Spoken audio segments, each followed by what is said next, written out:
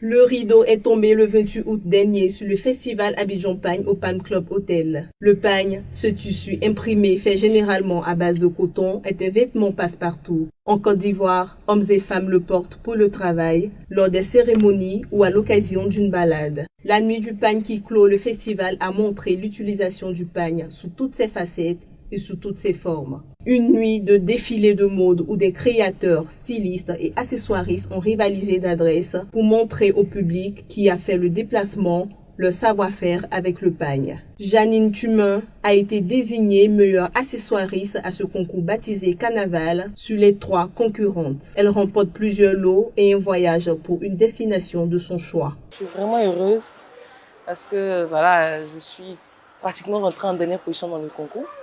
J'ai eu que 2 semaines. Voilà. Et je suis vraiment contente de savoir que ça a payé. Voilà, je suis très heureuse. Le président du jury, Kifat Beyrouth, que nous avons approché, a apprécié le niveau du concours de cette année. Alors, l'événement de ce soir nous a apporté une bonne vibes, on va le dire. Parce qu'on a vu assez de créativité, on a vu des idées différentes, on a vu des axes assez différents, mais qui finissaient par se rejoindre sur la notion de la créativité, de la richesse, de la couleur. Et ça, c'est ce qui nous a beaucoup impacté ce soir. Pour Chakan, promotrice de l'événement, cette 4e édition du festival Abidjan Pagne a donné des résultats assez encourageants qui, selon elle, peuvent être encore améliorés. Chaque événement de mode apporte un plus à l'évolution de la mode, apporte un plus à la mode. Donc c'est ma part que je joue.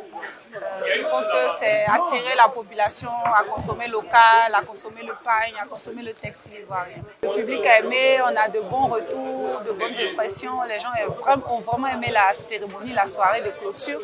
Mais je pense qu'on peut mieux faire et donc je me donne le devoir de vous surprendre encore plus l'année prochaine. Des passionnés et professionnels de la mode ont dit leur satisfaction du travail qui a été abattu pour ce 4e rendez-vous annuel international de la mode.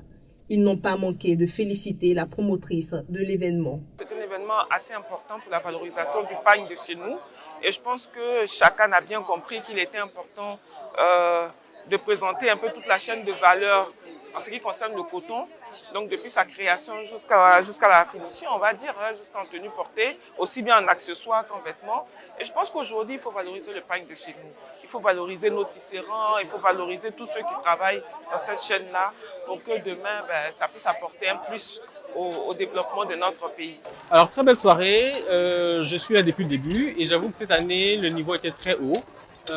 C'est bien parce qu'on est parti sur un thème, contrairement aux autres années. Donc, du coup, ça a permis aux créateurs d'aller beaucoup plus loin dans la créativité. Il n'y avait que 3 candidats, malheureusement. On en avait plus les autres années. Mais ces 3 candidats-là ont travaillé, ils ont tous mérité. Et vraiment, bravo à eux. Et on peut dire que la relève est assurée. Festival Abidjan Pagne cette année, c'était aussi des panels pour réfléchir sur les difficultés de l'industrie du textile en Côte d'Ivoire. Et selon la promotrice de l'événement, des solutions ont été trouvées au sorti de ces travaux. Mais il reste encore des efforts à fournir par les acteurs du secteur. L'origine du pagne et sa popularité sur le continent africain remontent dans les années 1800, lorsque l'une des sociétés néerlandaises en faisait le commerce dans les villes côtières de l'Afrique de l'Ouest. Aujourd'hui, le pagne se présente partout dans le monde sous plusieurs variantes.